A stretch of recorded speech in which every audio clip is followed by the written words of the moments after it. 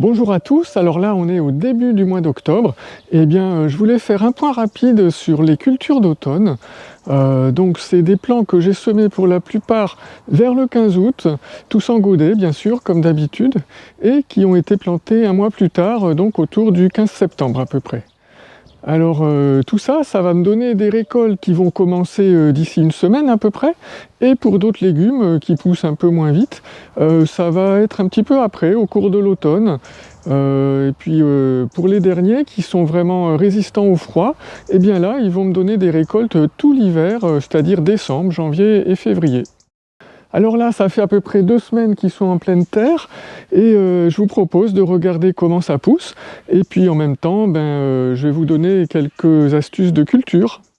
On va faire un petit retour sur la plantation de ces légumes là. Alors en premier, qu'est-ce que j'ai fait? J'ai dépaillé le sol parce qu'il était paillé tout l'été bien sûr. Après j'ai rajouté une fine couche de compost.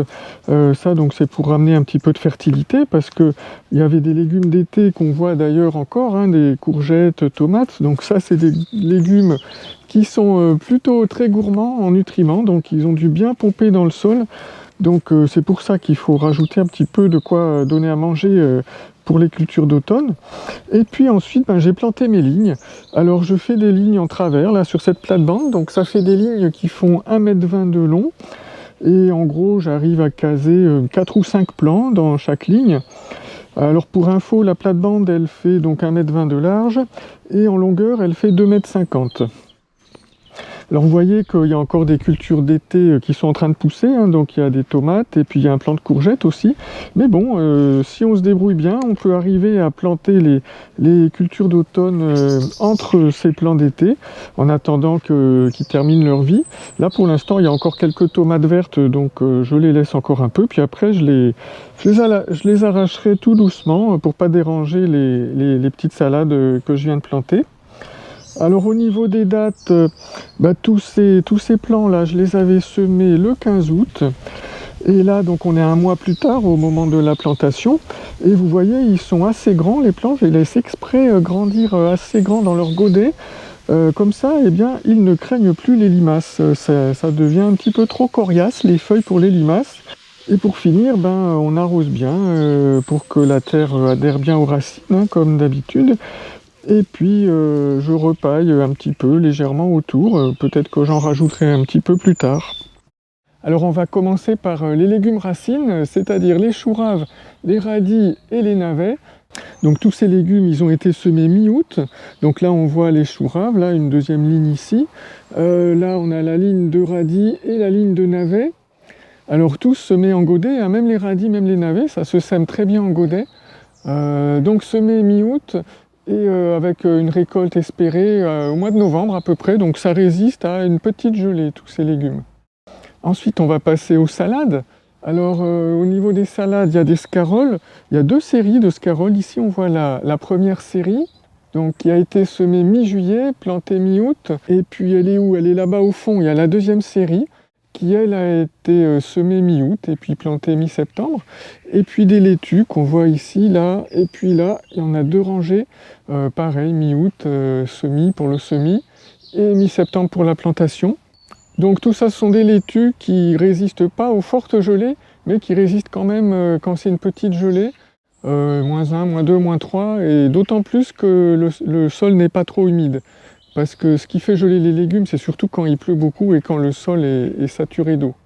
Et puis on voit aussi une première série d'épinards là-bas.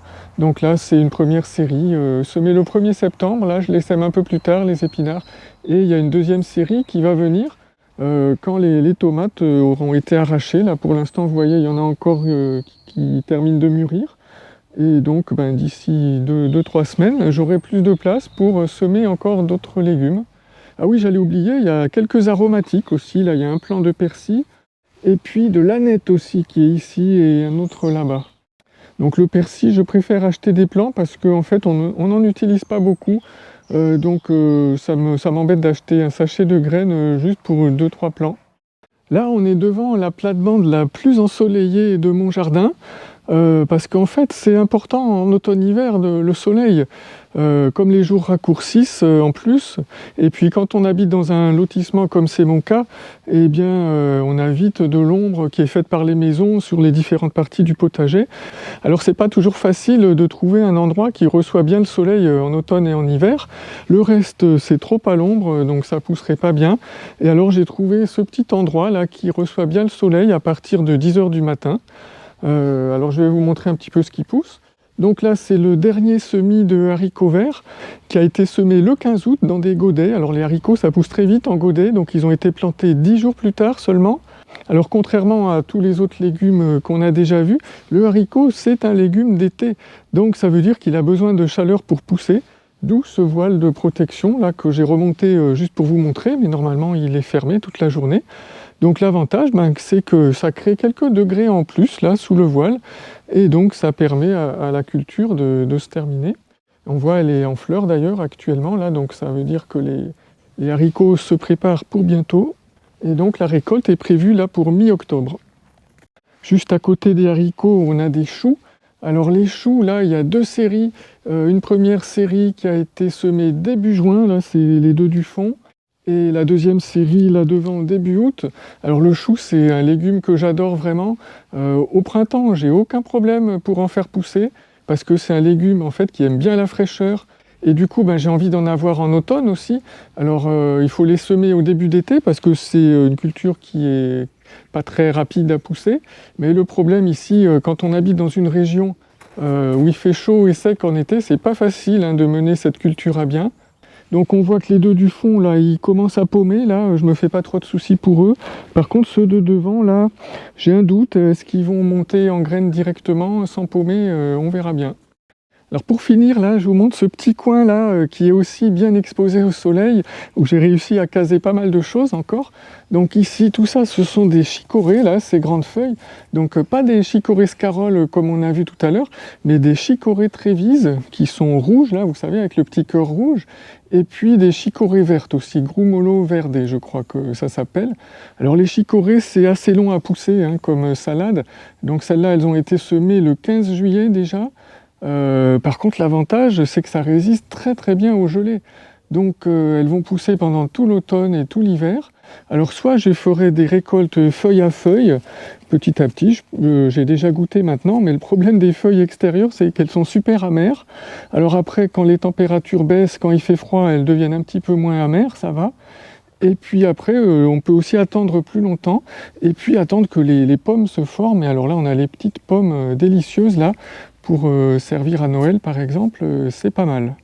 Sinon derrière, je ne sais pas si vous voyez, il y a aussi un essai, même deux essais que je fais. Là, ce sont des betteraves, là j'en ai juste mis deux. C'est un semis très tardif de betteraves, semis au 15 août aussi. Alors j'ai pris la variété la plus rapide qui existe, c'est-à-dire la plate d'Égypte. Et elle est rapide parce qu'elle fait sa boule, non pas dans la terre, mais au-dessus de la terre, à la surface du sol. Donc c'est pour ça qu'elle pousse plus rapidement. Et derrière, là, je ne sais pas si vous voyez, il y a un semis de petits pois. Alors là, j'ai voulu faire un essai aussi d'avoir des petits pois à l'automne. On va voir ce que ça va donner. Donc, comme la plupart, ils ont été semés le 15 août aussi. Alors on verra ce que ça donne. Donc, soit je les laisse, ils sont pas encore en fleurs, mais je les laisse grandir. Mais sinon, j'ai un deuxième lot là-bas aussi que je vais vous montrer dans les godets. Ça peut aussi se manger en jeunes pousses. Donc, il suffit de couper les tiges. Et puis on peut faire cuire les feuilles dans une poêle, comme les épinards par exemple. Et après c'est très bon comme ça, il n'y a pas besoin d'attendre qu'il y ait les gousses qui se forment. Et une troisième solution pour les petits pois, s'ils n'ont pas le temps de bien se développer en automne, c'est de les laisser hiverner. Donc ils vont passer l'hiver, comme il y aura moins de lumière et qu'il fera froid, ils ne vont pas se développer, mais ils vont rester là. Et ils vont repartir au printemps si tout va bien. Alors je dis si tout va bien parce que j'avais essayé d'autres années et comme ça pendant tout l'hiver à la merci des ravageurs, il restait plus grand chose à la fin. Alors on vient de voir toutes les cultures d'automne qui poussent en ce moment et c'est pas fini par contre, il y a encore des godets en cours là, vous voyez tout ça. Ils ont été semés en septembre. Alors il y a quoi? Il y a des laitues, il y a de la mâche, des petits pois, des épinards, encore de la laitue, des choux kale et des blettes. Et puis j'ai encore d'autres semis prévus pour le mois d'octobre. Alors ce que j'ai prévu de semer au mois d'octobre, c'est encore une série d'épinards, hein, peut-être même une autre encore après, de la mâche encore, des laitues d'hiver. Donc cette fois c'est vraiment les variétés d'hiver là qui sont prévues pour octobre, c'est-à-dire celles qui résistent au gel. D'autres choux encore. Alors ce que je fais depuis l'année dernière, c'est je fais hiverner mes choux dans les godets. Donc tout l'hiver, je garde les godets avec les petits plants de choux sur la terrasse. Et comme ça, ils seront prêts au printemps, dès février, pour être mis en terre et ça leur donne un petit peu d'avance. Et puis bien sûr, sans oublier le semis d'engrais verts. Donc ça concernera la partie principale du potager, où il n'y a pas de culture d'automne, là justement. Et là, vous connaissez mon engrais vert fétiche, c'est toujours le même, c'est la Féverole, que je sèmerai cette année autour de la mi-octobre. Merci d'avoir regardé cette vidéo. Alors si vous voulez connaître en détail tous les semis qu'on peut faire au mois d'octobre, donc semis au sens large, hein, semis, activité, entretien du potager, eh bien vous pouvez aller voir l'article que j'ai préparé sur mon blog sur ce sujet.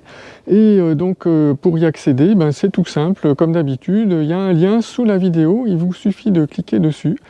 Et pour ma part, je vous dis à bientôt dans une prochaine vidéo.